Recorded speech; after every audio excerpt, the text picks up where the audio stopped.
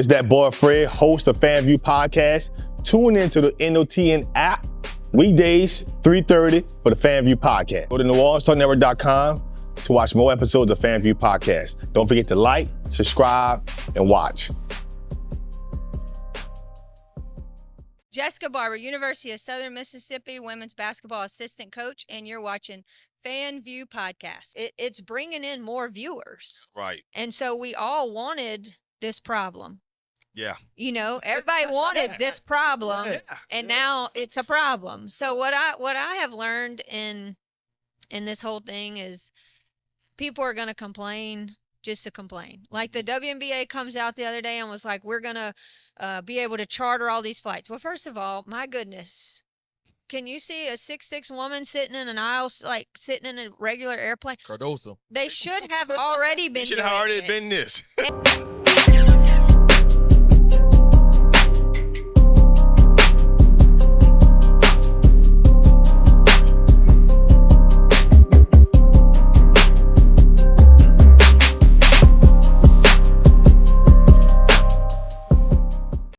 Welcome back, everybody. Welcome back, FanvVew Podcast. We back at it again. I'm that boy Fred. G-Sportz back at it. Y'all already know what it is. Listen, we got another special guest in the room. Before No we doubt introduce about our guest, I want everybody to get locked in on FanvVew Podcast. If you're on YouTube, FanvVew Podcast. If you're on IG, FanvVew Podcast. TikTok, FanvVew Podcast. If you're still on X, it's FanvVew NOLA. Don't forget to follow G-Sportz.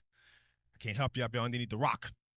Get locked in, get subscribed. My man almost like 25,000. Trying to get a 25K, man. Yeah, before Mother's Day. Get a man a gift. Don't be like that. You know what I mean? But G, go ahead and introduce our next guest, man. Southern Miss assistant basketball coach Jessica Barber in the building, man. Appreciate you coming on, Jess. I know you had a lot going on with recruiting, spending time with loved ones and things like that. But we always like to start our podcast off and let our viewers know, man, about your journey. Let everybody know when you first fell in love with the game of basketball and how it got you to the point where you at today as a successful college basketball coach. And let me just read off a couple of accolades for when she was in high school at Franklinton, right? Two-time All-State, district MVP, went on to college at University of Mobile where she the all-time lead in assists, all conference, won a conference championship. And now she's doing big things in the college game at Southern Miss. Washington Parish, stand up. Stand up. No doubt about it, man. So let our viewers know, man, like tell them, let them know how the game of basketball has changed your life and when did you fall in love with the game of basketball? Well, first of all, thank you guys for having me. And I'm always going to make time for people who made time for me back in the day. And you most definitely did that when I was coaching at Carr. You gave our girls a lot of love before women was getting a lot of love for the game. So thank you for doing that. Man, I fell in love with basketball at an early age. It actually gives me goosebumps thinking about it. I remember being in the living room at my house as a little girl with my dad, and he stood up. He was a 6'2" man. I didn't get his height. And he was a 6'2" man, and he stood up one day, and he was like, this is how you have to shoot it. And I might have been 4 or 5 years old. And as he goes to shoot the ball, his hand gets caught in the ceiling fan of our house. And that's a memory I'll never forget, like that, at that age, it was more important for us to talk about our shooting form than Winnie the Pooh or whatever cartoon it was back then. Right. So obviously I started playing when I was 4. My brother was playing. My dad played on Monday nights in a men's league that we had in Washington Parish where they just showed up at the gym and played. He would take me with him. It was never stay home with your mom or anything like that. I was sitting there and there was a rail. I was sitting there and watching, always, just watching the game. He made me sit down with him and watch it on TV. So honestly, it's all I've ever really known. Wow. There was a time where I wanted to be like a physical therapist, only because they made really good money, right? Right. And we know we don't tell anybody what we're going to be because the Lord had other plans. Thank God he did because here I am now coaching college. I don't know that coaching college was necessarily a dream. I guess the dream was always to impact lives in a greater way, and coaching college just happens to be that avenue that I'm getting to do that on now.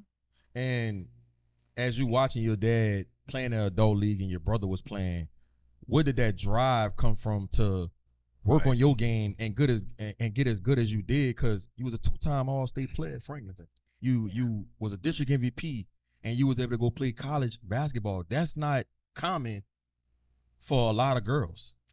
You're not wrong, and it was a time where I didn't even weigh 100 pounds. Like, I might have weighed 97 when I graduated high school, and at 5'3", I mean, I lie and say my media guide height's 5'4", but I'm 5'3". Wow. So I guess the thing that, and from both of my parents, even though my mom didn't play basketball, she played softball growing up, their work ethic. You know, my dad never allowed us to say, like, they kept it so real. And I think that's where I got that part from too, but they never allowed us to say we wanted something without working for it. Like, I've never in my life owned a Nintendo or a Sega, PlayStation. We never had that. Like, we literally played outside. Right. And we hooped outside, and I lived in a house trailer on this big old hill, and my dad put us a basketball goal up, and it was nothing but grass, right? Right. Got your handles right. We played on it so much that it became dirt. And Dirt. Your hands didn't even get dirty anymore. No. Like, it was like It's like pavement now. cemented pavement. Yeah. But the ironic thing is that, and my brother and I, we joke about this all the time, he was a phenomenal shooter. Way Caitlin Clark before Caitlin Clark, way back there, which he was small too. So if you want to get a shot off, you better increase your range, right? Jimmy Fredette style. Yeah. So if you missed a shot, that hill was so deep and that you had to run down and get the ball. Oh my God. So we'd be like, oh man. And my dad didn't play that like, oh no, we done. Go get You the ball. can't leave the court without making the shot. Mm-hmm. So Got your calf muscles right. Got your quads right. Yeah. So you went down the hill, you got the ball, and I'm like, I'm just going to make a layup. It's time to go in and eat. So, I mean, honestly, that's where it came from. And then being competitive, you know, you don't want your brother to beat you. Obviously, I couldn't beat him one-on-one, but I got good enough to, you know, challenge him in shooting competitions. Yeah, it's time to play horse. You want to play? You want to play horse? Hit these threes. Don't want no part of it. He didn't want no competition. No, he didn't want that smoke when I got older. But talk about your college, and you're the all-time leading assist at Mobile College. No. Yes. Talk about when you finally got to that college level, like what made you want to still pretend to play this game? Because a lot of times when people get to that college level, they don't have the same passion for it anymore. Mm-hmm. What made you want to still keep going? So obviously I had some Division I offers, and like, I go back to my dad keeping it real. I'll never forget getting a UConn questionnaire, and I went to the gym and shot for like 6 hours. He had to like come and get me and say it's time to come home. And that night he and my mom sat me down at the dinner table and was like, hey, everybody's getting that letter. And then he pushed the letters in front of me that I needed to be focusing on. And as a recruiter now, I'm like, I hope other people's parents are having those same conversations with them. But anyway, so had Division I offers. I've never in my life sat on the bench. I knew me. I knew I wasn't built for it. My parents reminded me, like, hey, you don't have a good attitude when you get taken out of the game. What are you going to do if you go to UAB and you sit on the bench for 2 years? And I was like, oh gosh, like, I don't know what I would do. Right. And the fear of the unknown made me choose a different path. So I ended up going to play at University of Mobile, NAIA school. They had won 3 games, or three or 6 games, something like that, when the coach offered me. Right. I've never lost a lot either. And so my dad was like, oh, Jess, I don't know. Like, what are you going to do? Like, you don't know how to lose. And I was like, what you mean? We're not going to lose. And from that moment, I was all in. I didn't care about what level it was. I didn't care, you know, I didn't care about the D1 status. Like, I didn't. I knew that it was going to pay for my degree, which I would not have otherwise had without basketball. We didn't have money to go to college. Right. Like, facts. That stuff doesn't discriminate, you know, like, we didn't have money. I knew we didn't have that. and I wasn't a valedictorian either. Right. You know, so I didn't know if I'd get a lot of tops. Exactly. I was smart, but I was Bashful. way more Hell concerned with my assist to turnover ratio than I was my GPA. That's for sure. So anyway, getting to college, there was a girl that she was actually from Louisiana, University of Mobile. Our head coach was from Louisiana, so she recruited the state, and that was very attractive to me. And there was a girl from Laranja High School that they had beat us in the state championship, or eliminated us from getting to the state championship, and she was a big reason why. And so she was the starting point guard. And so I felt like I would probably end up playing behind her some, and I was okay with that. I knew our games complemented one another. We loved the game. It wasn't like one of those things I'd never see the court. And then she tore her ACL. And so I was the only freshman on my college team. Wow.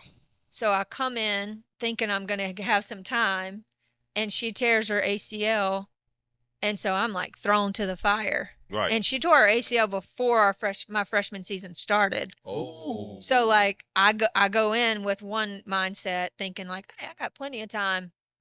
And, you know, I was surrounded by some really good players. And so I've always been the type, like, I could score.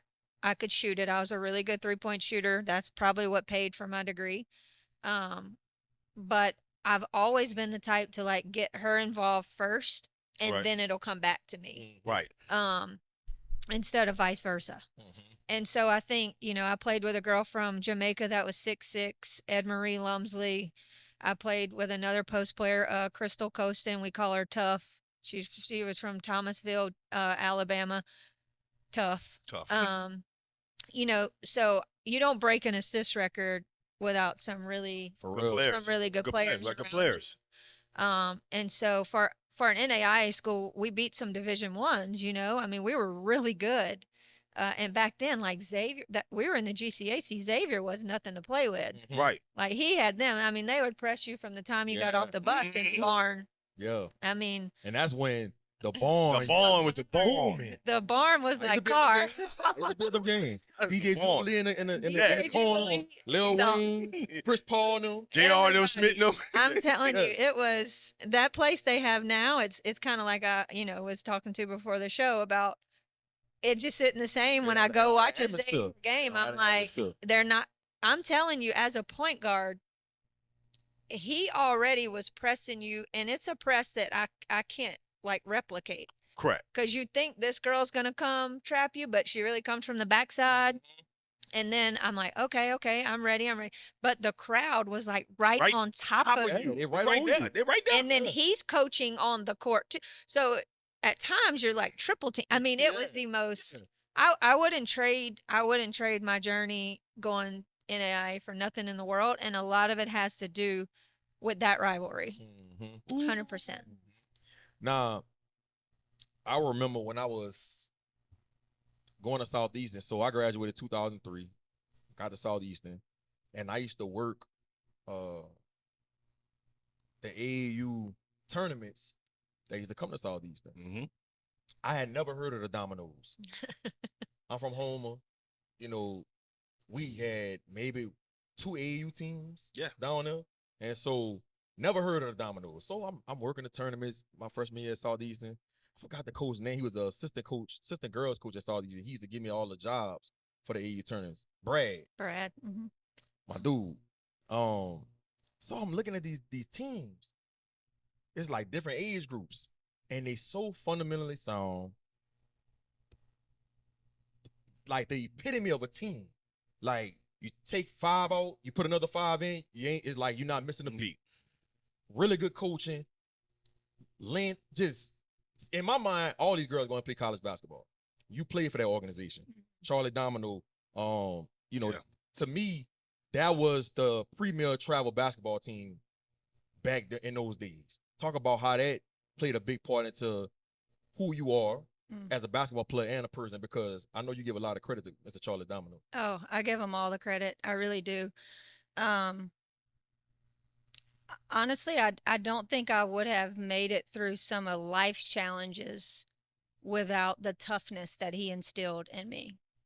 I mean, that man, I don't know, in my childhood, and this isn't a knock to him, it was his way. We knew it when we signed up. We were fine with it. I don't know that he ever told me good job. Right. Wow. I don't. And that first time he ever told me he was proud of me, I think came way late in my adult life. And I think that's probably why I am now. Like, I don't need all that validation or whatever. I just want to work. I just want to do, the next right thing. Whatever. But yeah, our practices, y'all, oh my gosh. We used to practice at Tulane before Tulane had air condition. Right. And so we would come in. Now, I don't even think I went to my prom. We didn't do all that. Like, we played basketball, and because you're not wrong. Everybody that played for them had an opportunity to play at the next level if that's what they wanted, and to play at the next level. Right. Like, you're not going to sit on somebody's bench unless you choose that route, but he was honest with us too. He taught the game in a way that as I played it, the rest of it was unfolding around me, which is why I think I became a great passer, because I could see it like almost before it was happening, because he prepared me for it. It's not like it just happened. Like, I knew it was going to happen because he was a guru with X's and O's. Offenses, like, he would draw up something and I'd be like, if we execute this stuff, we are going to score. It's going to work. And, he's old school, and I think it's probably why I still believe in the traditional game, is because he was phenomenal with post players. And y'all always had length. Always had post I'm players. talking about, it could be a 12-year-old team. Like, damn, this girl 12 years old. And when he would, and I know if my teammates listen to this, they will know, they will be able to identify people that I would speak of. Like, he would bring people in and I'd be like, man, what are we going to do with her? And then she's going to play at a good D1. I mean, because if he saw a kid that could catch, he could do anything with him. He could teach him the rest. He could teach him the rest. Like, back to the basket post play is his child. And, I get the privilege now to work with Barbara Ferris, who's from the West Bank. And she coaches with me, and she played dominoes and played 10 years in the dub. And, wow. Like, we see the game the same. Even though I'm a point guard and the 3-point ball paid for my degree, I understand the necessity to have a dominant post player. Right. And it's because of how he coached us. Like, if the post player didn't touch the ball, you come and sit down. They gonna touch that ball. Play inside out. Inside out. And they gonna touch it early and often. That's what he used to say. Early and often. And because of that, made y'all life easy. We shot wide open shots.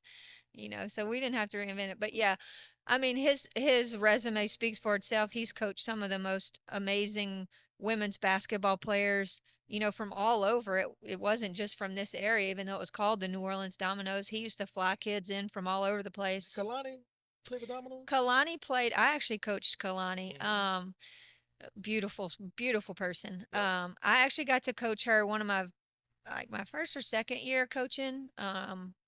And so she played for us for a short time, and then her mom, Dee Brown, who did play dominoes, she started helping out with the Pumas, and so naturally, Kalani went and played with them. And for people that's watching, we're talking about former NBA player PJ Brown's daughter. Correct. Yes.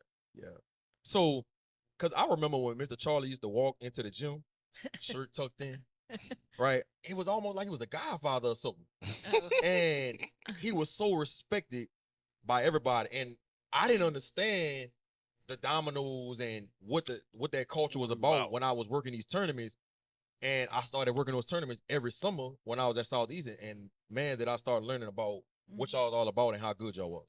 Yeah, I'll say at one point it was the oldest living AAU program in the country, and then there's Boo Williams, who's right next to it.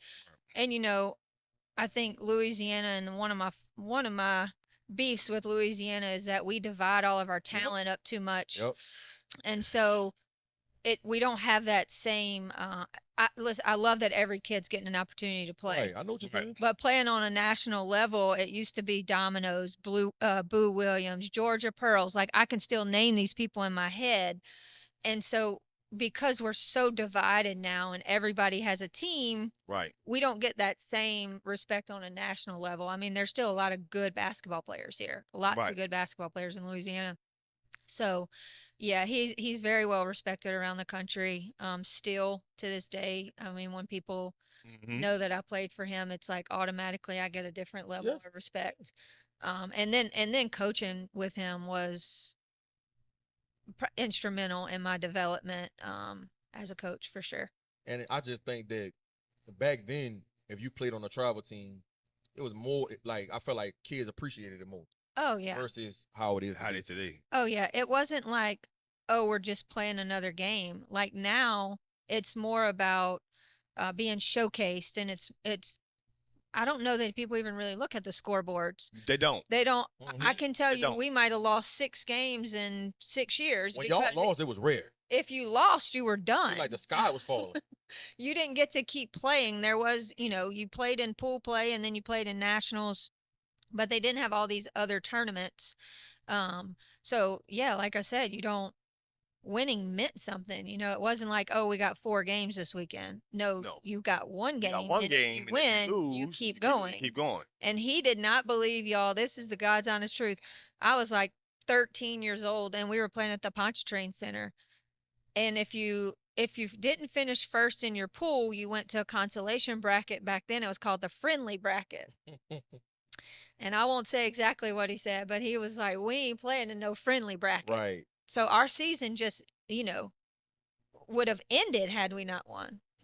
So, I mean, we really didn't make losing an option. You didn't want to be around him if you lost.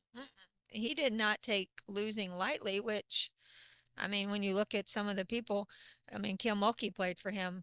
Wow. There's no secret. And if you look at some of her style, the way she is, she kind of coaches that way. She's so much like him in so many ways, and then obviously she has her own stamp on the game too as a woman. But to talk about your time, what made you want to get into coaching? The college career is up. What goes into this place of getting from here to here? So like I said, I was going to go to physical therapy school. Get the money. That was my plan. Then in February of my senior year of college, I tore my ACL. So my plan was I'm going to go play overseas, do that for a little while, and then I'll apply to PT school, all these things, right? Tear my ACL February of my senior year. Right. I went into like a deep depression. Like my mom had to come and stay with me. Like I was literally depressed. I didn't know what I was like, man, I was preparing for college to be over and then to go on and do my thing. Yes. If an opportunity presented itself with overseas, which I felt very confident that it was going to happen. And so at that point, I just had it like ripped from me. And then with a torn ACL, I knew how that was going to go. And so I was like, I can't do PT school with this, although it probably would have been great. I could have got some hours or something working on myself. But so I ended up staying in college another year, and I got teacher certified instead. And my grandmother was diagnosed with cancer, and somebody in my hometown had passed away. So I went home to the funeral, and we're literally standing in the line to go in to have a seat for the service for the funeral. And my high school principal turns around. She's like 4 people up. And she was like, hey, I want you to come be our girls basketball coach. At the funeral? At the funeral, going in to sit down. And I was like, okay, Miss Young. I don't know that I ever told the lady no in my life. She was another Charlie Domino in my life. Right. She was my high school principal. She was amazing to me growing up as a kid. She really cared about athletics. Oh, she certainly principles like she knew what would define the culture of the school, and she supported us, and we were good. Ashley Bankston, she went to play at LSU and she was at Franklinton before me. They played in the state semifinals. I mean, girls basketball was good, and our other sports were really good back then. So, yeah. So she asked me to come, and I was like, I hadn't even thought about it. at that point, I had not thought about coaching necessarily at that point in my life. I knew I would coach because I was already coaching dominoes. Right. I just didn't know at what level or what capacity. Right. So I went. They had not won. It had been bad for a little while. And so I scheduled strategically because I knew if we were going to build something there, we needed to win. And I was fortunate to have some really great athletes. They had never really been groomed basketball-wise, but you guys probably know Curtis Taylor, Brandon Taylor, Jaron Taylor. Yeah. I had their sister, Oh, Brittany. yeah, they was athletic. So No doubt. if you have a Taylor on your team, You got an athletic play. you can, especially in girls basketball. And so I got to coach them for a year. I think we ended up winning like 13 games, which was massive. Cause like with y'all, they had only won like what 3 or 4 games the Yeah. year before. Yeah, Something like that. something like that. And so we ended up winning 13 games. And then I got a phone call from Doobie Plaisance, who was at Loyola. So that was our league in college. I'd played against her my entire life. She coached Southern Bells. I played dominoes. And so she called me and she offered me a job at Loyola. And I was their first full-time assistant ever. Wow. Paid full-time assistant ever. And so I moved down here and we had a really good season. We won the conference championship. We made it to the Elite Eight of the national tournament, which was like major history for Loyola. They didn't even have scholarships. And then she got the call to go be the coach at Nichols. And so I went with her. And that was my first taste of coaching Division I. And we didn't have a ton of resources. Which nobody did back then to the magnitude that we have now. Oh, it's a whole night and day difference. We were still mailing tape. We were still printing maps to go travel. MapQuest? MapQuest. I mean, if you get lost, you got to roll down and be like, hey, homie, where's the gym? You know what I'm saying? Like, so, but it was great because it was a grind. And now I really appreciate the stuff that we have at Southern Miss because I'm like, man, this makes my job simpler. Right. It doesn't level the playing field because everybody has it, but it certainly makes life simpler. So I coached there for a year and then I was like, I'm not very good at this. Right. Why you felt like that? I think I wasn't far enough removed from the game. Oh. I was so close to their age and we weren't very good that year. Worked really hard at signing some kids. Those kids ended up being a big part of how they won the conference championship. So I knew it would come because Doobie Plaisance is a winner. She knows how to win. She's always done that. She gave me my first job, so I'll forever be indebted to her for that. I just wasn't good at it. I wasn't locked in on it. I didn't know the grind. I felt like I was spinning my wheels. I felt like I had so much more to give, as far as like personally. As a player. That part, and like the college people, they didn't need you. You know, I had just left from being a special ed teacher with self-contained special ed kids who needed me to like walk them to where they were going to go or roll their chair. And so I just didn't feel fulfilled. You didn't feel like you was making an impact. I didn't. Now at Loyola, it was different because I felt like I was already a part of them. Right. Because I had played against them for so long. It was a respect. I knew what they did. I knew the process. I knew all those things. And going to Nichols, it was like brand new. Right. And it was the right decision. It was the right decision to get out of it. And I always worried, like, would I ever be able to get back in? That was a fear.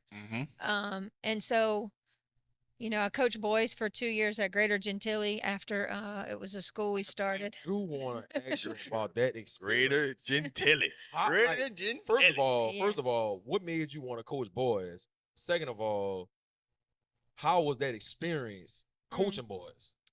It was fun. I'm not gonna lie. I don't know that I wanted to coach boys necessarily, but we had another guy who had started the program. We all started the school together. It wasn't a school. So we all started the school together, and there was a lot of at-risk kids there. Right. And so we knew we needed to give them something that would keep them off the streets, give them something bigger than books, because, I mean, if we're being real, not everybody cares about the books. But if you give them something that motivates them to have to do well, And so this guy, Ben Pittman, actually started the basketball team, and then he ended up leaving. And so our principal at the time, Miss Beverly Johnson, she was like, "Oh, you got it." And I was like, "All right, bet." And let me tell you how much fun it was, because I will say, like, you didn't have to beg them to come in and want to compete. Mm-hmm. They just wanted to hoop. Like, I had to kick them out the gym. And that was a difference in them and girls for sure. And then being able to play above the rim. That's exciting. It changes the game. Like, Changes the way you draw things up. It changes the way you draw things up. Like, you can get so many more backdoor plays. You can, lobs. It was fun. And then being able to be challenged by the coach on the other side, like it was like a chess match. Mm-hmm. So it was a lot of fun. And let me tell you right now, I could call one of those boys right now, and they would be like, "What you need, coach?" 100%. And they know I would do the same for them. So it was beautiful. So you didn't have a issue with them respecting you as a woman coming coach boys, because you might deal with that in certain places. Right. No, I think the beautiful thing about them, and Lord, it'll get me emotional, is that they were just grateful that someone was pouring into them and not saying, "You ain't gonna be shit, you ain't gonna make it, you ain't gonna do nothing with your life," because that's all they ever heard. And so I used that to my advantage. I didn't take advantage of where they were coming from. I didn't hold it over their head. I never took basketball away from them. I don't care what they did in school. I never felt like taking that away was going to solve the problem. And so I genuinely believe that I could have told them to sail a boat across Lake Pontchartrain and they would have done it, because it was just like, "Oh man, this lady actually thinks we can do this." Correct. And I got them gear. We got logoed gear and all this stuff. I mean, we looked like we weren't in the LHSA or anything, but we would go around and play teams that would play us. I mean, they felt like a brotherhood. Yeah. And, I really feel like they respected me because they could tell I loved them. No doubt. Now talk about the time at Nicole. Oh God. At Nicole days. Now On the drive. Yeah.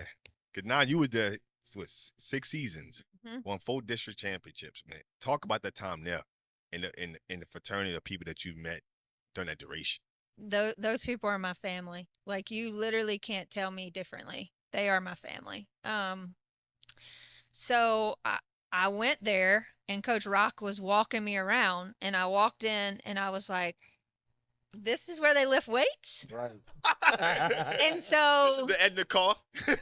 in my mind, I was like, "Ain't no way these people are playing for state championships in basketball and football year after year, and this is where they train."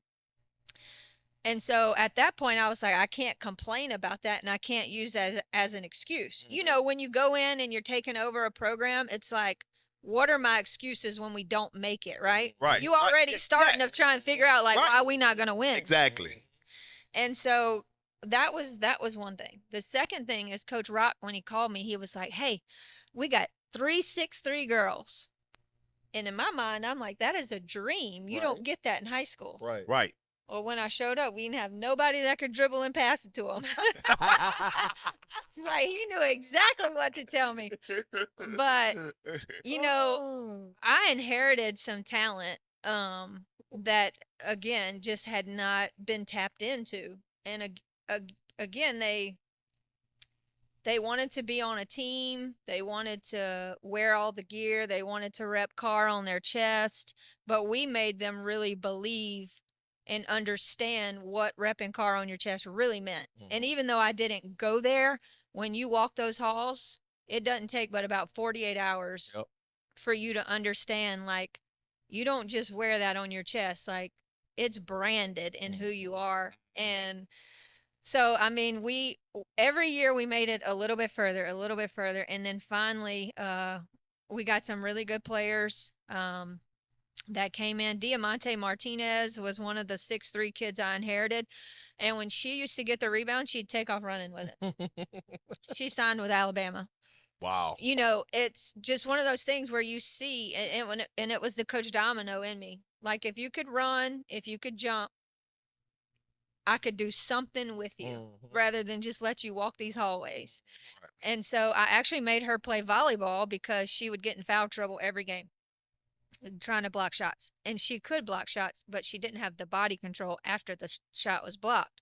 So I was like, play volleyball and it'll teach you your timing, and it'll teach you how to go straight up. Body control. And all that. So, man, those years at Carr are 1,000% responsible for who I am right now as a person, as a coach, as a family member. When I tell you people there showed up for you, they showed up. And, you know, I remember going to our first playoff game, the bus was late, and you know me, I'm fired up. And Brock and Bryce were on the bus with me, and they were like, we're going to get you there. We're going to get you there. I tell you what, I wish the bus wouldn't have shown up because we had to go play Peabody. Oh, my gosh. Let me tell you, those girls are massive. They pressed us from the time we got off the bus to the time we left. I was like, goodness gracious. So we ended up playing in the state in state 2 years in a row. We actually played against Kalani Brown. Unfortunately. Yeah. Well, our game plan when we went in was to stop her. And we did a really good job of that in the first half. But they had this kid that hadn't made shots ever, was hitting them off the backboard. And at that time, you're like, do we stick with our philosophy? And she's going to miss at some point. But we got so far down, we had to change it. Yeah. Right. And so then, you know, we played catch up and we made a good game out of it. I mean, I don't guess you're supposed to beat Kalani Brown when you're in high school because we sure didn't. You knew she was going to the WNBA. You just knew. You knew it. You knew. And when she went to Baylor, I was like, you know, she was good in high school, but everybody knew her best basketball was ahead of her because, I mean, you can watch Kim Mulkey. She's the queen of coaching post players too. I mean, that's what she thrives on. That's what her career has been based on. Yeah. So we played her, and then the next year we make it. They didn't have the split back then. Right. So we ended up playing Ursuline, and that was Courtney Weber, who was at Florida State, and, you know. Big old. Yeah. Courtney Weber was a baller. If that kid didn't get hurt, my goodness. I mean, she ended up finishing at Mississippi State, and they had another kid that ended up going to Kansas. I mean, they were the real deal. They had Kennedy Jackson was a younger kid on their team at the time. I think I don't remember where she signed with originally, but I think she's at Boston College now. So, I mean, you know, there's so much put into winning a state championship, and I certainly don't, that is the ultimate prize. But I often wonder, like, had we won it, what would have happened? You mean like with your career? What? Like what do you have left? I don't know. I don't know that if the life experiences that I experienced through that, like my mom passed away unexpectedly, I had never planned to leave Carr, ever. I mean, the lady that I worked with at ULM, she offered me a job. She tells the story all the time. She offered me a job several times at McNeese, and they were winning conference championship after conference championship. Right. And I love the way she coaches and how she was recruiting. And I was just like, what you mean? What you mean? I'm good. I'm good. I'm straight. I'm I'm good at home. here. Just keep coming to recruit my players, you know. But no, I don't know that I would have ever left there had those things not happened in my personal life. Because that place was just it was a culture. It Culture. was something you cannot you cannot you put can't it duplicate into words for You people. cannot duplicate it. You can't. You can't. I tell people, no. That's why, and everybody's talking about, well, when's Bryce gonna? I'm like, It's hard to leave.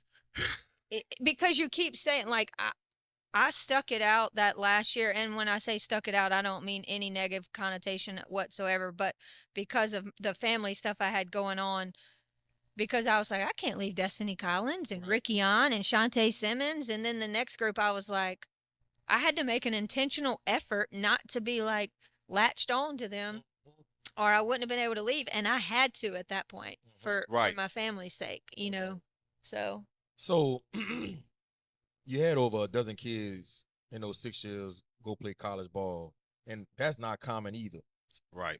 In your mind, just what goes into when you get a kid, especially a girl, coming in as a freshman that might have a little talent, might be a little raw, but you did such a good job of teaching them the fundamentals, understanding, how to be disciplined and being committed to your process. How hard, or maybe it's not that hard, is it to get those kids to buy in, and then by the time they get to their senior year, they're ready to go off to college and flourish? Well, I think Carr as a whole did a good job of we really all focused on shaping the entire student athlete. Like, we did community service. We did check grades. We did all the things the right way. And I think winning was a byproduct of those things. I also think winning is a culture. Like I was saying before the show started, when we were just talking, when the bell rang at Carr, you didn't see people running to leave. People were there working, grinding. And so I think the part that always bothered me, and it was a reputation of kids in our city, is, oh, they don't make it to the next level for grades, choices, whatever. And that was motivation, because I wanted them to have the same opportunity that I had, because people probably didn't think I was going to make it either, Right. And so I think I also had a really good group of parents. That plays a big part now. It's a huge part. It was probably not easy to hear me talk to their daughters the way I did sometimes. Listen, I didn't talk to everybody the same. Right. I tried to do what I thought would get your best out of you and your best out of you. But that was a challenge, but those parents, they trusted me so much with their kid, and that's what made it easier. Right. Because I didn't like being the bad guy. I love those children as if they were my own. I still do. Right. So getting them to believe in something bigger, like Destiny Collins, who hated school, who wasn't a great student. Then she goes off to college and she's sending me screenshots of her grades. I was like, I don't do your grade checks anymore, but it meant something to her. So we didn't want them to just get to college. We wanted them to finish.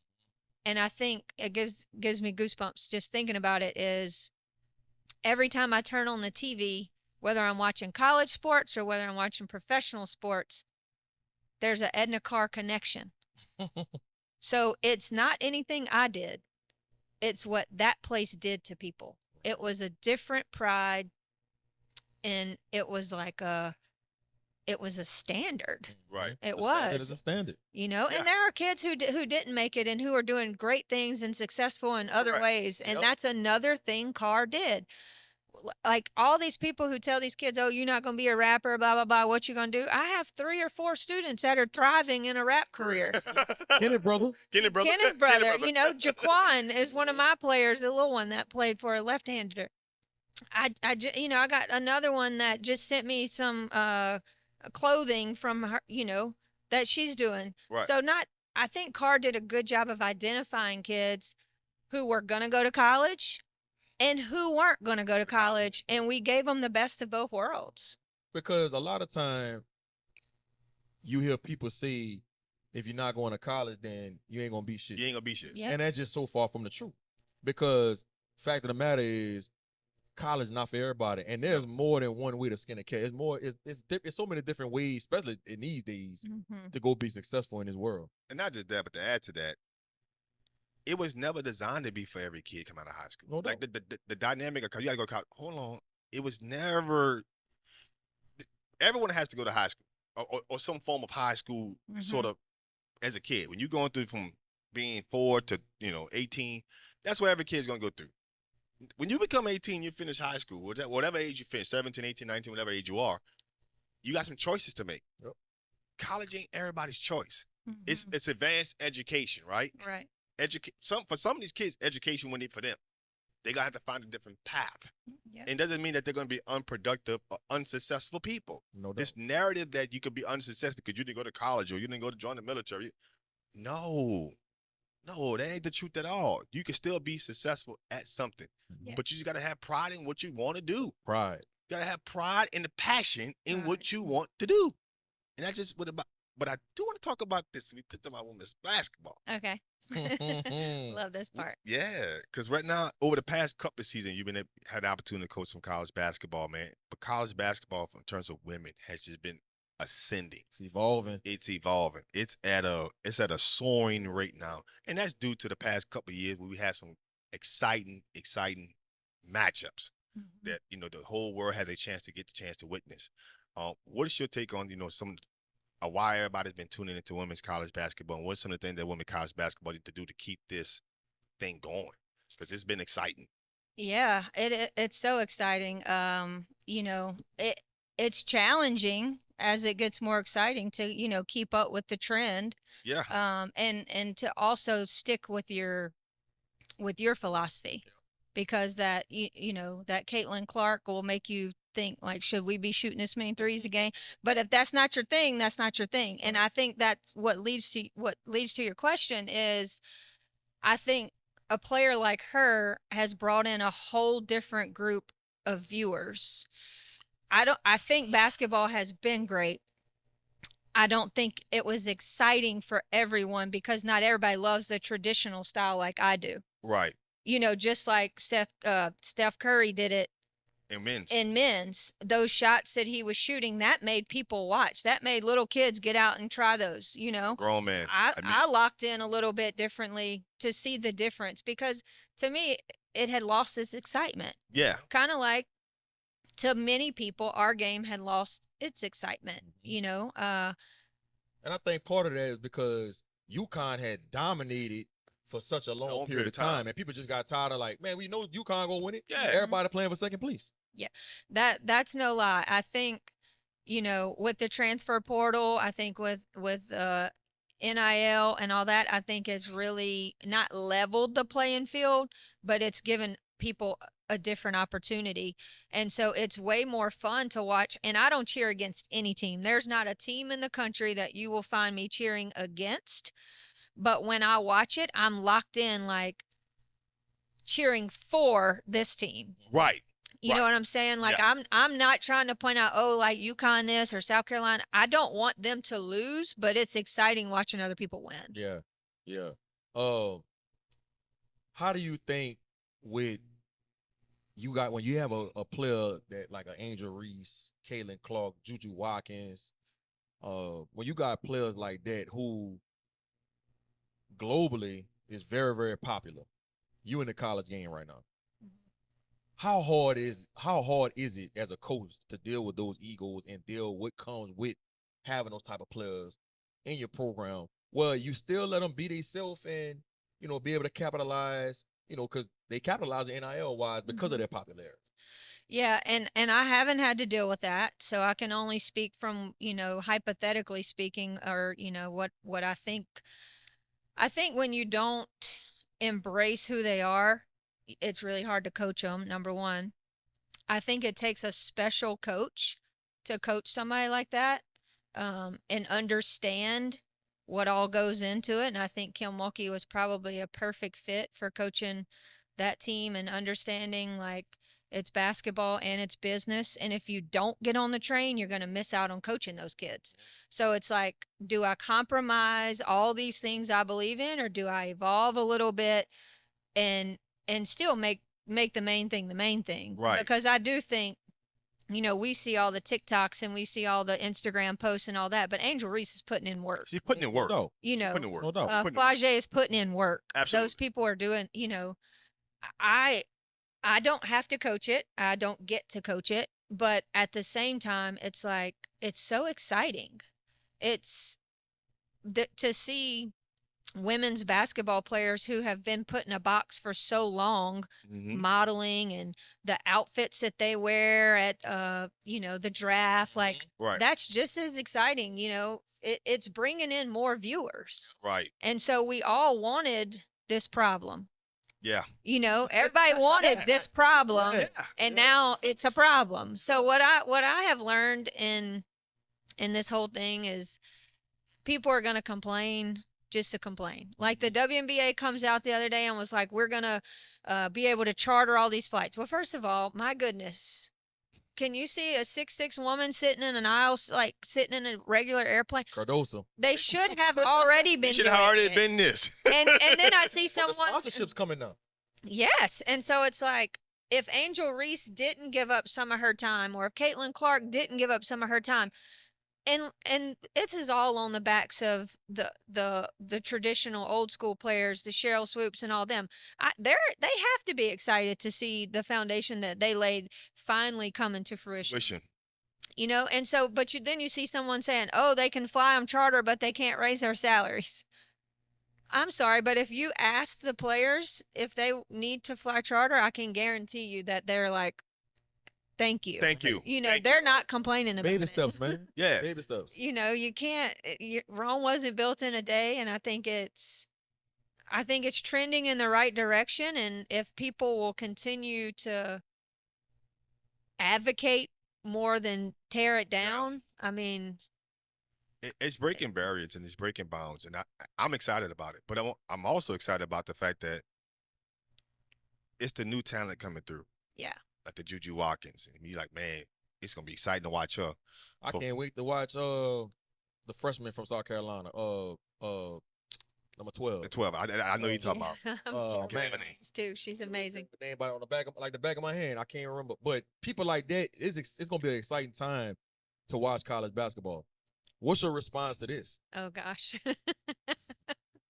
Because, you know, the OGs is like, they don't want to give this new generation. They probably like, you know, Shaq always got something to say. Charles Barkley always got something to say about the new generation.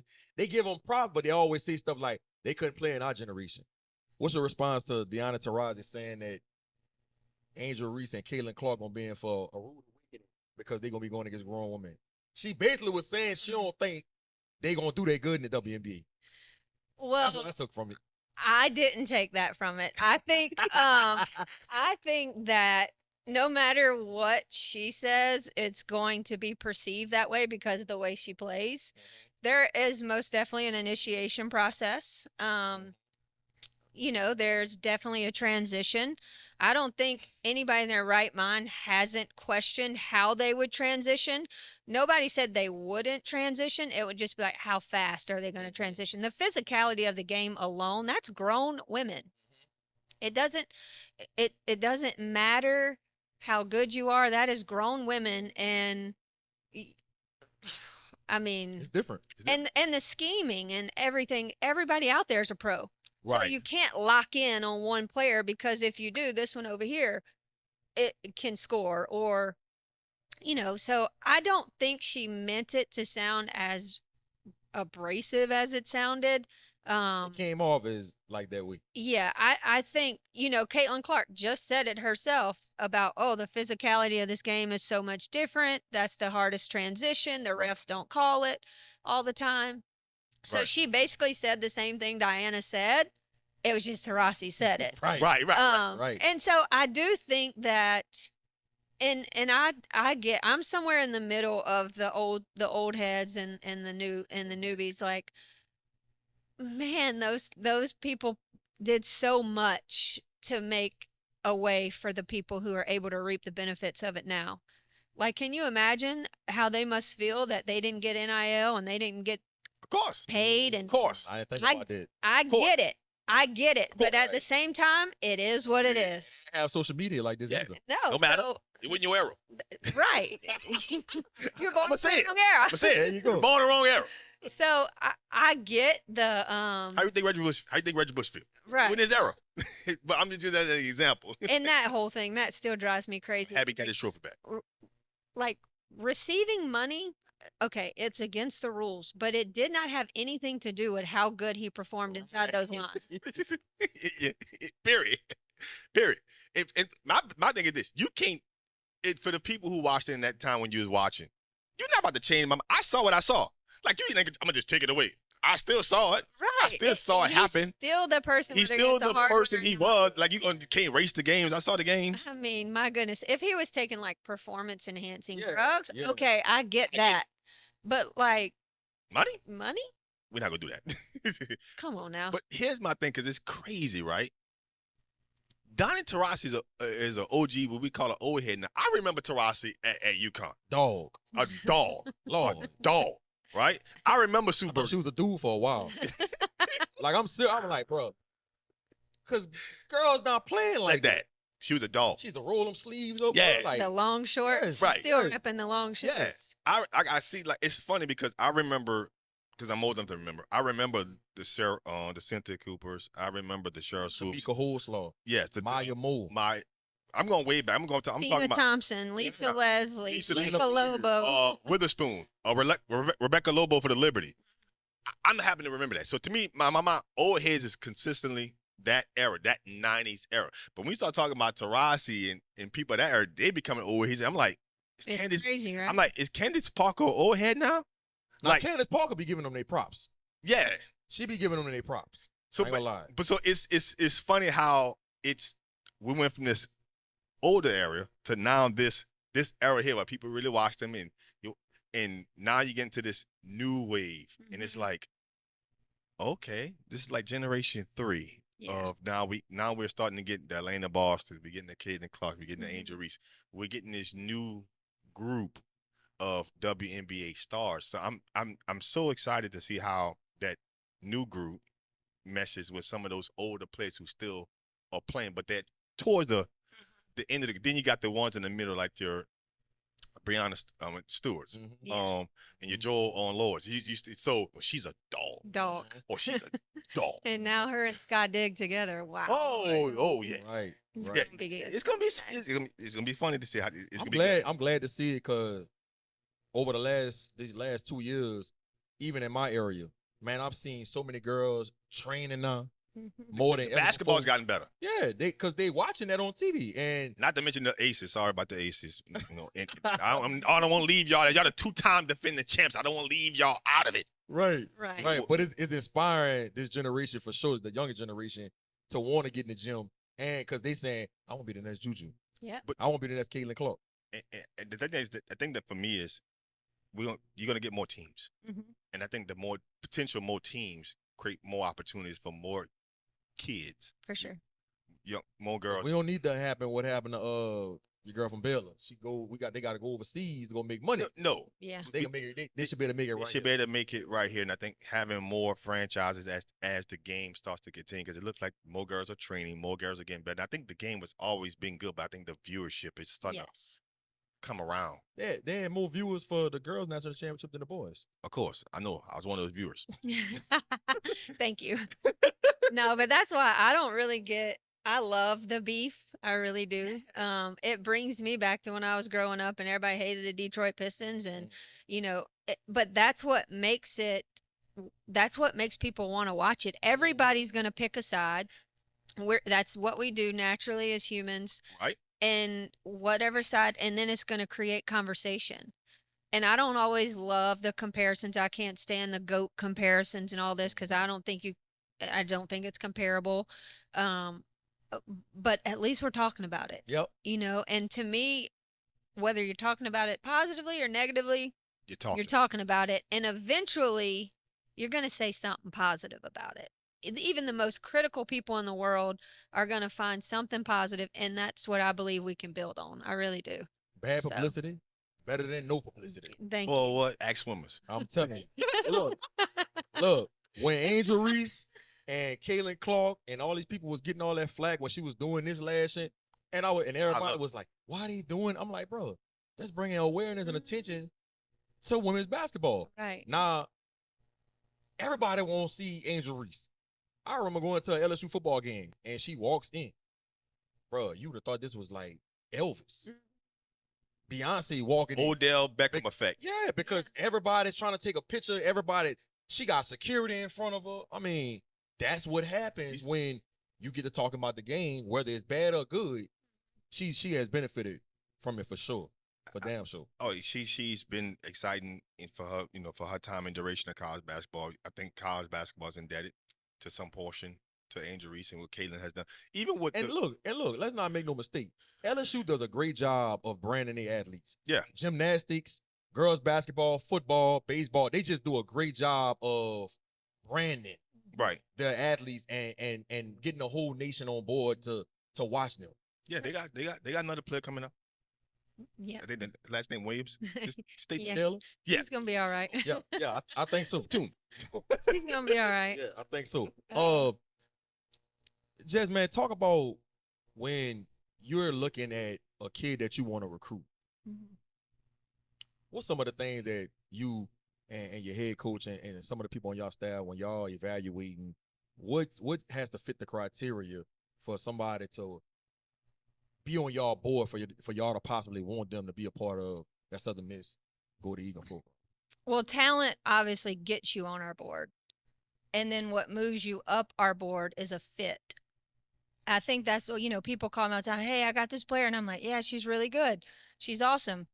She doesn't fit what we do, and I think when you're an assistant coach, for sure, and this is why I love being an assistant coach, because I don't have an issue with this. It's not about what I think is good. It's about what fits what my head coach's philosophy is. And so, like I said, we point out talent. We're like, man, this kid can run. We like to press. So a natural athlete is going to make our board. And then we hope you have a gift. We hope you can finish around the rim or, can hit a mid-range, because we shoot a lot of mid-range. Dom Davis is a mid-range queen. No. So all these people who are getting away from the mid-range game, I'm like, so you're not going to sign a Dom Davis? Crazy. So anyway, that's, to me, talent gets you on the board. A fit keeps you on the board, and then we dive deeper. It's relationships. It's how we communicate with them. Will we be able to coach them at a high level? How will they respond? How has their coaching been? So I'm watching their high school coaches. I'm seeing how they coach them. I'm seeing how they respond to that coaching. I'm watching their parents in the stands, because once you get to college, you deal less and less with the parent. But now social media has given them, if you don't accept a conversation with the parent, you're going to read it on social media. So Correct. It's like, which one do I do? Which thankfully I haven't ran into that much in my career. Everywhere I've been, we've pretty much had an open door policy with parents to a degree. So, I mean, talent's going to always, in my opinion, talent wins at the end of the day. It wins the battle on how far you get up that board. Mhm. And you'll make concessions for kids. My gift is working with kids who might not, everybody else can't work with them. Right. They might talk back every now and then, or they might be perceived as disrespectful, or they might have a little bad body language. But when you get to know them in the recruiting process, you kind of know, like, can I help them with that? Are they going to let me help them with that? Right. So, and then our head coach, she's a queen of taking a risk on a kid. So a kid that might not make it somewhere else can make it at Southern Miss under Coach McNellis. So I definitely think it depends on where you are, what you look for. But I think consistently most coaches would say talent gets you on the board, and then a fit for our program is what keeps you there and moves you up. Isn't it kind of hard to really evaluate a kid in high school because they might be playing out of position? Mm-hmm. So you have to go out and see if they playing AAU, either circuit ball or whether they're not playing circuit ball, to see if they can play their natural position that will transition to college. Mm-hmm. How you? That is one of the more difficult parts. Like we've signed a kid that played a 5 in high school because of her size. Well, she won't be that big for us. Now, she could still play a 5 in our league because she's got great speed. So, I mean, what she can't do in size and strength, she can definitely use her feet to get around people. So it's definitely looking at their skill set and evaluating what they do when they don't have the ball. We've signed people just because they can rebound. Like, that gets you a scholarship. People talk about defense wins championships. No, rebounding wins championships. Christian Thompson got $70 million because he could rebound a basketball. Because you can rebound basketball. So, yeah, I don't think you're wrong. It is difficult at times. But when you're looking more on their skill set versus their position, you kind of know what you can do with them. Gotcha. And then, I mean, you have to have a lot of faith in your strength and conditioning program sometimes too, which we do. So I'm like, all right, if we get this kid, can our strength and conditioning get her in shape, or because we play back to the basket post. Right. And so you might take a chance on a kid that somebody else wouldn't. Right. That might be because our strength and conditioning is going to get them right. Right. Yeah. So I saw you made a post, man. I think it was your brother. He had just got married or something. Mm-hmm. And man, your caption, I thought it was one of the best captions I ever seen. And you've been talking about, you said family a whole bunch of times since we've been talking on this podcast. And your caption said, "I got the biggest signees I've gotten so far. These 4 little boys are official. Meet the Barbers.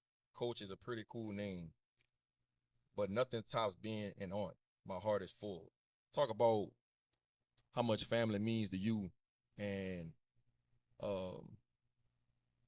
how those 3 little boys and your brother, and not just them, but your entire immediate family, man, how much it's meant to you, you know, especially with your coaching journey and how much you're on the road and how busy you are. Well, it's ironic because, you know, one of my really good friends that I consider a sister just hit me up the other day. I gave a speech at my old high school, and she hit me up after, and she was like, "Man, it takes a really, you know, strong person to fill your mom's shoes." And so, I really wasn't given an option because my mom was definitely the alpha female of our family. You know, she never said no. So I feel like I can barely say no to people when they need something. So it's a privilege, though, that my phone rings and people need you or whatever. But to speak specifically to that, yeah, so a lot of people might not know, but my brother struggled with addiction for about 15 years. And seeing him, he has a biological daughter, Ansley, and he hasn't been able to have a close relationship with her because of the shenanigans. He takes full responsibility for it, and, you know, the Lord will work that out in his time. Yeah. Right. But seeing him being gifted the opportunity to be a dad, because in my opinion, we had the best dad for us. Right. You know, and seeing him be able to do that after, I don't want to say being robbed from it, because he is a product of his own choices. But being able to give him that opportunity again, and you know, everybody knows how I am. Those kids don't look like us. You know, they're biracial, and having them carry on our last name now because they're officially adopted, it just means so much more, because that's truly what my family has always looked like. Our family's always been pull up a chair, there's no questions asked, build a longer table. You know, my teammates were in my house more than me. My mom never cooked enough for 4 people. She cooked, you know, she cooked for everybody. And so seeing them be the Barbers is what my mom and dad always envisioned. And now we have 4 little boys that can give us that, you know, on a much bigger. So yeah, family is definitely everything. And it's not just my blood family. It is 100%, you know, I say my car family. I got this family, like my teammates. Like I say sis and bro, I like really mean that. Yeah, right, yeah. Like I really mean that. If I don't mess with you like that, I don't say that. No, I don't know. And so, yeah, family is everything. And, man, thank you for pointing out. I didn't know what you was going to say on me. I post a lot of stuff on there. I got a little nervous, but I saw you get a little, you know, sentimental. So Yeah. Got a little soft side. I was like, I'm about to start sweating in here. No, I like to bring stuff like that up, you know, about family, because I know a lot of coaches, and I know how it can get when you're so committed to your career and you're trying to do the best at what you do, and college coaching gets taxing. It does. I feel a certain responsibility, and I'm not married. I'm 41 years old. I'm not married, by the way. But I'm so fulfilled. Mm-hmm. And I feel like people get married when they're missing something. And listen, everybody gets married for different reasons. No doubt. Correct. No But I do. I feel like it supplements people in many ways, and that's what it should be. It's a partnership. It's all these things. Mm-hmm. And I think that's why I struggle so much to commit to something like that, because I feel so fulfilled by what I already have. And so it's really difficult for me, and in relationships that I've been with in the past, it's really difficult for me to differentiate. It too. Like what this love is and what this love is, because I can't, like your husband's supposed to come first.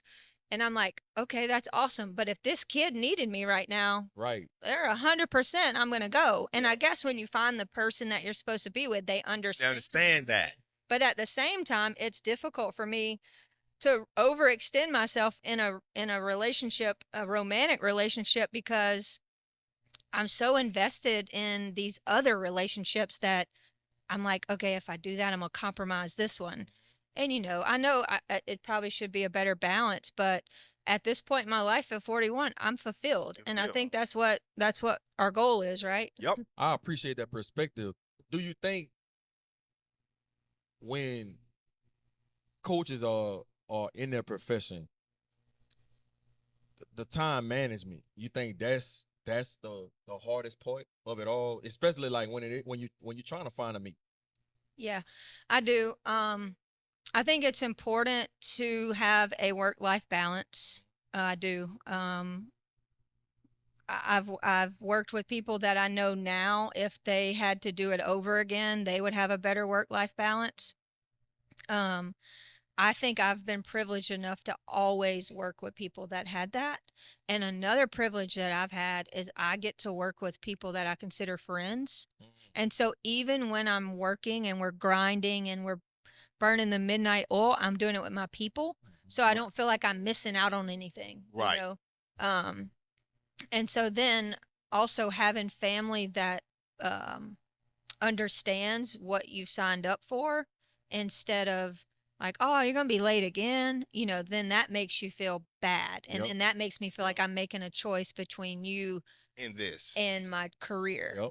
And so for me, I'm very career driven because I saw my parents sacrifice so much, and my brother sacrifice so much for me to be able to play travel ball when travel ball wasn't a thing everybody got to do. Right. And so, my parents sacrificed, time with their family, time with Jonathan.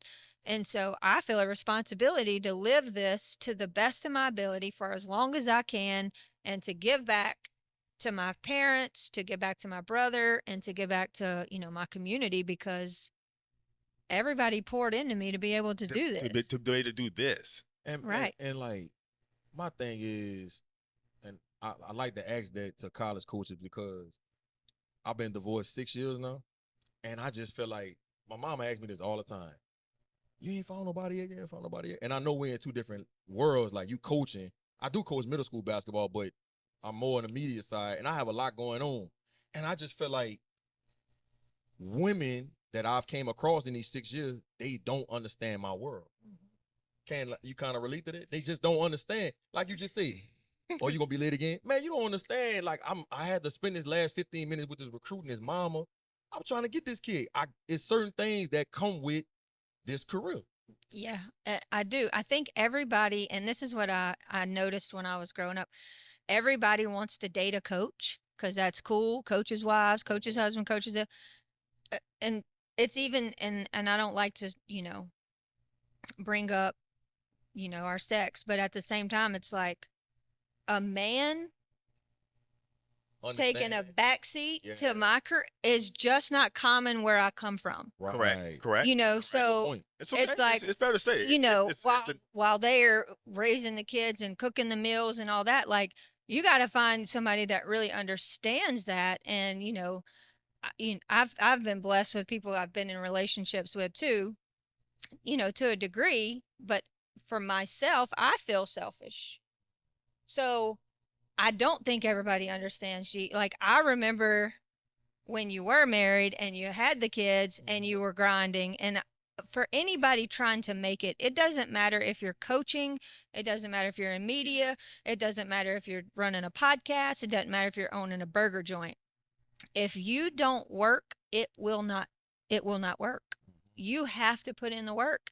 And so I think finding someone that doesn't understand Our world. It like, hey, we're not going to have anything if we don't work. Right. And like, I don't even care about the money. See this? It's the grind. It's the grind. Passion. It's the love. I love of waking up doing this. Yes. Me if too. you take this from me, You might well take the breath out of my body. T. Howard said that. Yeah. Yep. He said that. Yeah, listen, T. Howard is the. He literally sat right there and said this. I have no doubt he did, because that sucker used to be at there all hours, and then he'd be the first one in the morning. You knew on Fridays when he was coming up, the music was popping, like that bounce music. And that's the thing, is finding someone who understands your grind. It's not your job, because it doesn't matter if you switch from this job. It's in you. It's who you are. It doesn't matter what you're going to do. You're going to grind because you want whatever you're going to do to be the best. Yep. And so I don't know a job that I wouldn't be like this in. Right. You know, like I can't imagine like I'm constantly, even as a college coach, knowing I don't have any time, trying to think about my next business adventure. Like, what could I do to make money, or what could I do to challenge myself, or what could I do to make my community better? Like, what contributions could I make? And so it's hard. Everybody says they want to date it because, you know, sports is the cool thing and bring everybody around, but it's a challenge. When you're not at home every night, or you're not tucking the kids in bed, then, oh, you a bad dad. Mm-hmm. No, I'm not a bad dad. I'm out grinding for my kids. I'm out grinding. So if we could change the perspective, you know, on how we say things, or then our kids wouldn't be like, oh, dad ain't here. They'd be like, oh, dad's out working so we can get them new shoes, or, you know. Right. I think a big part of it too, like I know my daughter is 12 and my son is 14. I try to include them in a lot of things I have going on. Like I bring them to games with me. I do a lot of different things with them that's included in my career too. Right. You see what I'm saying? Yeah. And I think that's a big part of it too. Mm-hmm. It don't allow them to be separate. It allows you to be involved and be active, so they can find out, oh, so daddy is doing things with me. So now I get to see what daddy is doing, what he's got going on. So they don't feel excluded. They can find a way they can contribute and help. So in the days that you are grinding, they understand how that looks versus them being so disclosed to it, not being available to it. They don't see what's going on. They don't understand why. So in their mind, all they think about is what they want and why I want it. But my parent is not here. And they don't understand it. So it's just, I can understand that. Trust me, it's a fine line. It's a fine line. Finding somebody who understands is a challenge, because especially when sometimes you have two different occupations. Yes. It's just more difficult, because at the end of the day, their occupation demands this and your occupation demands this. And the grinds are not, they may not have similar parallels of how they grind. Their grind might be from 7 to 4, 8 to 5, and they could literally. That's common in this country. 9 to 5. Yeah, so soon that 5 comes. Not a 9 to 5. Correct. No. So soon that comes, right? They could mentally click it off, right? But when you're a coach, you just don't click it off because the gym closed. Right? That's not how that works. Oh, practice is over. Let me. So that's when the real work actually. That's when the real work's about to start, right? And so now the kids are out of school, and now it's my job to be in constant communication with them.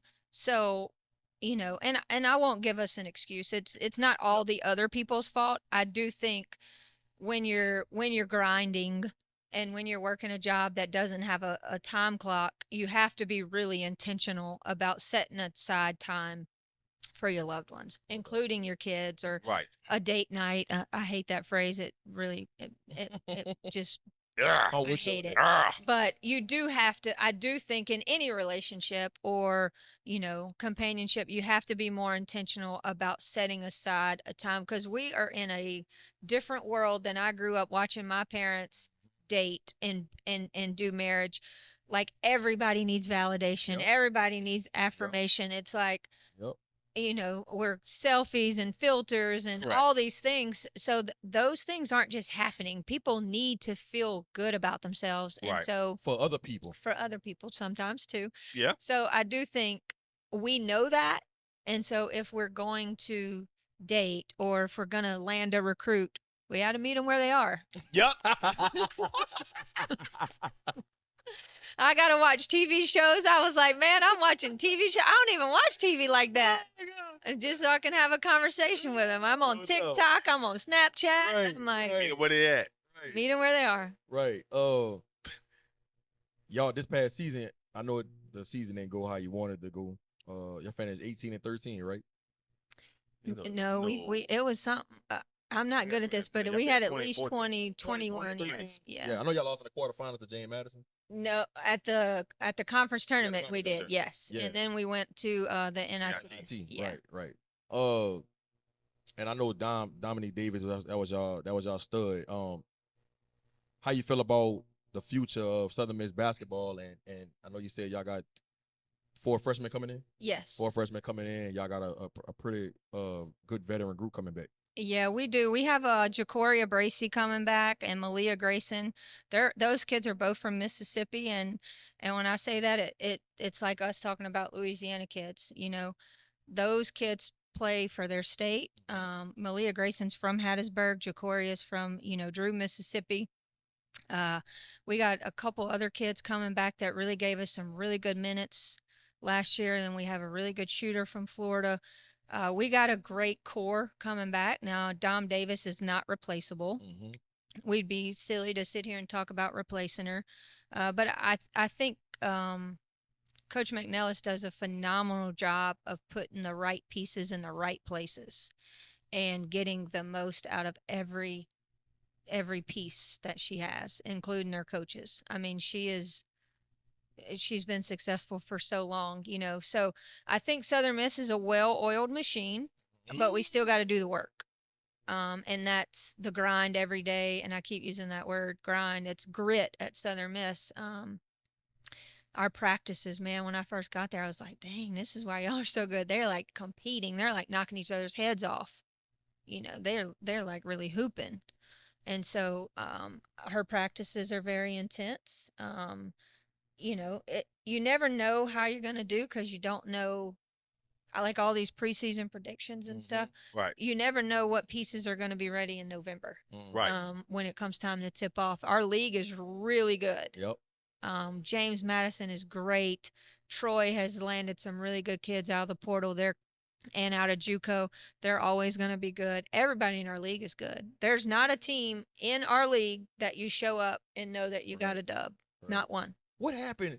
Y'all went on a 7-game losing streak. Y'all started off with 8-0, 9-0, something like that. Then y'all lost 7 straight. We did. I don't know what happened. What happened? If I did, we would not have lost. But then y'all got back on track. We did. We were clicking on all cylinders, and we beat Ole Miss at home. And then now we designed our former associate head coach designed our schedule to to get harder as it went on. So we didn't lose any bad teams. Right. We lost to Florida Gulf Coast. We lost to Cleveland State. I don't even remember who else we lost to. I try not to think about it. We lost to Coastal Carolina. That was one that we should not have lost that game. That was our first conference game. We played on the road. I don't think we showed up like thinking we were going to win, but we certainly didn't show up not to lose. That was flat. We were so bad that game. And then when I went back, it was actually my scout too. When we went back and watched it, I was like, oh my gosh.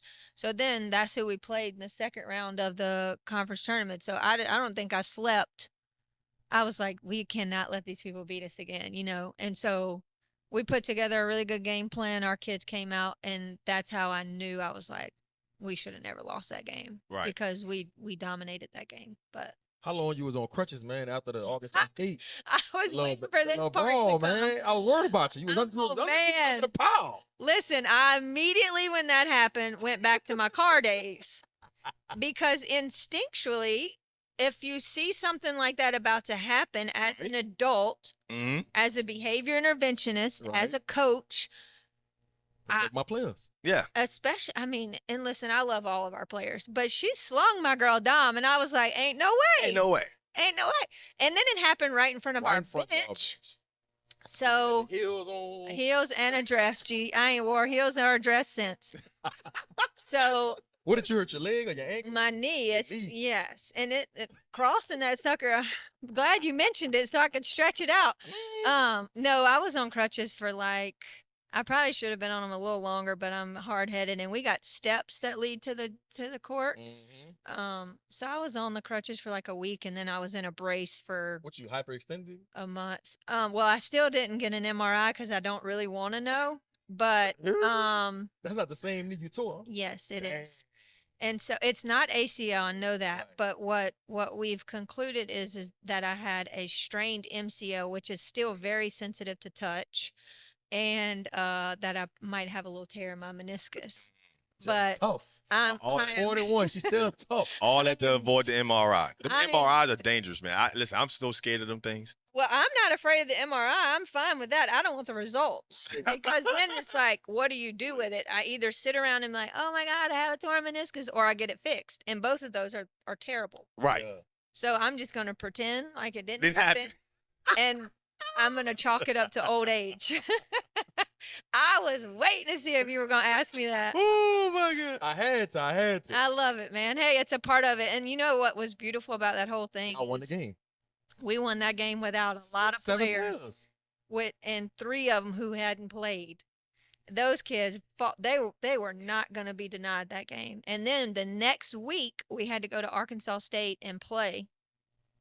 And the kid that was involved in the altercation on our bench, she literally, I was standing outside about to get on the bus, and she came out and she walked way out of her way and came and apologized. And I was like, you know what? That was all of us. We were all a part of that. But you don't see kids doing that anymore. No. And so for her to apologize, I mean, it went a long way. And I hope she learns from it. I hope our kids learn from it. You know, it could have been worse. It could have been really bad. Been brutal. It could have been really bad. Yeah. It was bad, but it could have been horrible. Yeah. So Yeah, no doubt. Before we get into Jess's favorites, man, I want to do a mental health check, man. I know I reached out to you. It was like about a week or 2 ago. I know you're in the hospital visiting your dad. You brought him some Popeyes. yeah, it sure did. That ballers. cures everything. Yeah. I did. Oh, thank you, man. Yeah. So he had gotten in an accident after that string of bad weather, gone through those tornadoes and stuff, and a tree had fallen on him, broke his hip. And, you know, that's just never a phone call you want to get after I lost my mom unexpectedly. Yep. So just the whirlwind of like it sends you back, you know, to that Right. phone call. And so he's good. They told him you can't kill bad grass, you know. He ain't going nowhere. He's healing up. He's healing well. I got to visit with him last Sunday. He's walking again. He's down to 1 crutch, but he's like me. I asked him, I was like, hey, how's physical therapy going? They coming in? He's like, oh, no, I'm doing it myself. I was like, what, bro? You have a broken hip. Like, it's not your toe. Like, you don't get to do your own physical therapy, but Toughness just ain't good. Just go in y'all family. Running the family. it does. It really Walk- does. Meet the Barbers. Meet the barber. I mean, my brother was probably Don't worry about Meet the Grams. Just meet the Barbers. one of the, I mean, y'all, I'm not kidding you. Like, if it weren't for toughness, there's no, and the Lord, obviously, but there's no way my brother would be alive. The crazy stuff he put himself through. That's who you need on this podcast. But you have to have it. He probably got a journey, huh? Oh my God, his story is absolutely, it is amazing. Like, he defied death so many times. And I used to tell him all the time, like, dude, if you'll just like chill, God's got something big in store for you. Mhm. If you just chill for a minute. And now he's he's getting to be a dad again. He's just landed another great job, That's what's up. a beautiful wife. I mean, all the things that That a he man can wanted. ask for, Yeah, yeah. he's All got you it. do is, put himself on ice. No doubt. He's got it. Before we end the podcast, we gotta get into Jess's favorites. Here we Oh, go. gosh. Here we go. Favorite hooper all time, no matter what level. Sue Bird. Super. I like that one. You Pokey Chapman talk about her on the Yeah. podcast. Yeah, and thanks for letting me follow Pokey Chapman as the only other female on here. I think she probably has small feet, but she probably got big shoes to fill. She did. Favorite coach all time that had the most impact on you. I think I probably know Whew. this, just going out this podcast. Well, Coach Charlie Domino is definitely impactful, but my high school coach, Regina Meyercheck, is the reason I went to Franklinton. And she poured into me in a much bigger way. She taught me how to be a coach, a head coach. You know, she used to hang up the signs on the gym, you know, beat the Warhawks or beat whomever, whatever it was you were doing. You know, she did all the things that a head coach does that an AAU coach don't get to do with you. So she's still impactful in my life. The other day she sent me something through text, and then I didn't tell her I was doing the speech at the banquet, and she was like, why didn't you tell me? I'm like, I didn't think to tell you that I was speaking. Like, so she's very, very, very impactful. Favorite movie all time? Oh, A League of Their Own. That's a good one. It's a good one. You're going to go watch it tonight. That's one movie when you see it on TV, you can't change Baseball. Friday baseball. Baseball. Listen, when he was going find the players, that's my favorite part of the movie. Like, how did he get all them good girls to come play for him? He was an asshole. Listen, Tom Hanks was an asshole. He was. God damn. But at the end, he got vulnerable. There you go. It always Got in makes touch us. with his feminine side. Oh, I forgot about that. That's a great movie. It is. You cannot change. You can't change the channel on its own. No. You gotta Hell watch it. no. Hell no. Yeah, that's a good one. Favorite sneaker all time? Oh, Jordan ones. Oh. Maybe you still need to start wearing the ones instead of the heels now. Well, I can't because we're Adidas. Oh. But Get the man there was. yeah. Ant-Man. He the man right now. Right? Get the man there was. My go-to Adidas is them old Run DMCs, the Shelter. Okay, Chateaus? Yeah. Gotcha. Yeah. Got them Stan Smiths. And I do love a Stan Smith. I do. So. Gotcha. Favorite artist all time?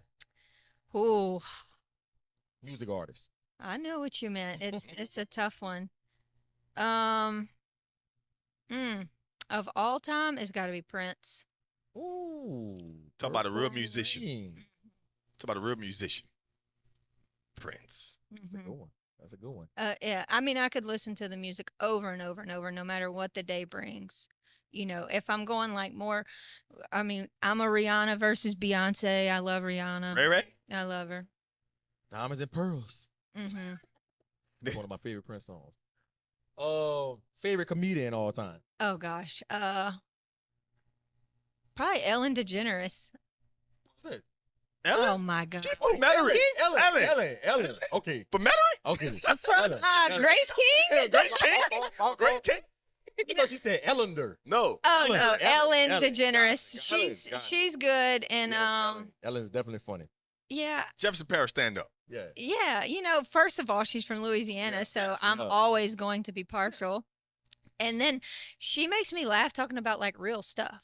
Like I've sat down and listened to her stuff, and I think she just has such a joy for life. And she's that like sarcasm funny. Yeah. Yeah. And she makes you like, huh? Huh? Yeah. She Did she makes me just say think, it? yeah. I could listen to her stand up all the time, but I mean, the Saturday Night Live back in the day with the Gap Girl skit, I could probably watch with Chris Farley and David Spade and all them. Shouts out to Chris Farley, man. Yeah. He's a vet, and rest in peace. He's been, just passed for some time now. But man, Chris Farley don't get his flowers, man. No, he doesn't. And you He just brought doesn't. it back to my mind because I forgot about Chris Farley. Yeah. Like fat man in a skinny coat. I mean, Yeah. I mean, if you're my age and you don't reference them, then I think that's sinful. But so, Favorite place to visit? New Orleans, No. 100%. I mean, All the traveling you've done? I'm telling you, it's the place that, like, when I was coming across the bridge and I saw the buildings today, it just does something to my soul. It does. It has the best food. It has the best culture. People don't look at other people when they walk in and they look different. They just like, okay, that's normal here. I mean, I visited Boston. It's cool. California, LA. I've been to San Francisco. I've been all those places, but nothing is better than New Orleans to me. That's a first. That's a first. Well, you've probably interviewed a lot of people who live here, and I respect that. You don't truly value it until you move away. Oh, that's a good point. That's a good point. And I tell you, you can put all the Tonys on the food. You can do all. It's not the same. When someone comes up and says, "What can I get you, baby?" Ain't nobody saying that to you nowhere else. They're like, "Can I help you?" Yeah. It's the whole. What you want, baby? It's the whole vibe. It's not I just. heard you. Yeah. How's your mom and them when they coming back in? It's personable. Yeah. New Orleans is 100% my most favorite place to visit. Ask it. Favorite food? You already know. When I was at Carr, I would compromise and eat Chubby's chicken, but it's 1,000% Popeyes. Popeyes for the ballers. Popeye, and not chicken strips. It's the chicken. Gotcha. Fried Spicy? chicken. Wow. Oh, spicy. Oh yeah, definitely gotta have spicy. And then don't make me choose between the sides. It depends on the day. Since they done added the macaroni, I don't didn't it eat be that. burnt on the top a little bit? Yeah. Man, I gotta get that macaroni. It used to be the red beans. Now Yeah. And then when they got rid of the dirty rice during COVID, I was like, what you they mean? got rid of the green beans too. Yeah, they did. But I'm like, what does dirty rice got to do with COVID? You know what I'm saying? Like, okay, I understand we can't come in. We can't come in and order, but like, what's the dirty rice got to do with COVID? When Popeyes had that pandemic over spicy chicken sandwiches. The sandwiches? Yeah. Yeah. And the beef on who created them or Chick-fil-A. I'm like, oh, Lord. No one liked the spicy chicken sandwiches, but it was out. Toughest player you ever had to play against. Toughest player you ever had to coach and game plan against. That I played against, Teresa Edwards. She played at Dillard. I had to guard her, and she was a baller. She played at St. Mary's. So that was the toughest I ever played against in college. And then the toughest I've ever had to game plan against was Dom Davis. The Southern Miss Scout was mine when I was at ULM. And the way she made you think and question yourself. Because if you try and stop her, then you had to worry about these other people. So it was just a willing passer. It was. And so she was definitely like, to me, she was just unguardable. If Jessica Barber wasn't coaching basketball, what would she be doing with her life? I think I would probably go back to being a behavior interventionist or a special ed teacher. Fulfillment. Yeah, I don't have these big, massive, like, dreams, you know. I told you my dad, he was like, he was never that type, you can be anything you want. Yeah. No. I'll tell my daughter that. I tell you can be what you're good at. You can be what you're good at, you can be what you work hard at, and you can be what your skills allow you to do. And so I think my calling is definitely working with kids in any capacity. So I would definitely go back if when this college thing's over, if that ends, I'll definitely go back to being a special ed teacher or a behavior interventionist. No doubt about it. Man, Jess, I appreciate you coming on the podcast. I know we have been talking about it for a while. Really appreciate the relationship we built way back in 2011. I can't believe it's been that long since I've been knowing you. I know. I think it's the first time I've seen you in some years too. We haven't seen I ran into you at a football game. Yeah, I've seen you a few times when I come back for the Carr games. You know, I was they still gave me sideline passes for a while. You know, They hard to get done. I know. I was like, and and I still felt, y'all, no matter where I was, I felt like I was somebody standing on those sidelines for those Carr football games. You know. No doubt. So, and you know, still, I know where I think I might have saw you at the premiere for that movie. So did. Yeah, that's the last time I seen you. America. So when they invited me to that, I was like, okay, you know, I know, first of all, anytime Carr has something, they're going to be stepping, right? They're going to have on the nicest outfits. And I was like, I don't have clothes. I put me a little something together. And I got there and I was like, okay, ain't no way y'all are dressed like this. It was amazing to sit there and to have lived that life that you were watching on a screen. It was amazing. No doubt. Now, I've always admired your passion for the game of basketball and just the work, like you kept saying the whole podcast, the grind. I always had respect for you and how you grinded and how you poured into them kids. I saw it firsthand. And, man, I wish you nothing but the best over there at Southern Miss, and I know the best is yet to come for Miss Jess Barber. Thank y'all so much, man. Really appreciate it. No problem. Listen, y'all already know what it is. Get locked in FanvVew Podcast if you on YouTube, FanvVew Podcast if you on TikTok, FanvVew Podcast if you on Facebook, FanvVew Podcast if you on IG. We are all over the place. It's still FanvVew NOLA if you still on X. You know what I'm saying? Google Podcasts, Apple Podcasts. We're all over the place. We're all over the place. This is the best damn sports podcast on the goddamn internet. Y'all know what it is. Get locked in, get subscribed. Don't forget to follow G-Sportz. The man trying to get to 25K. Come on, man. Give me that, man. Before Mother's Day. We about to Mother's make Day. it happen. Give them a gift. Y'all already know what it is. Get locked in. We can't stop. We won't stop. It's the FanvVew Podcast. G-Sportz, man, signing out.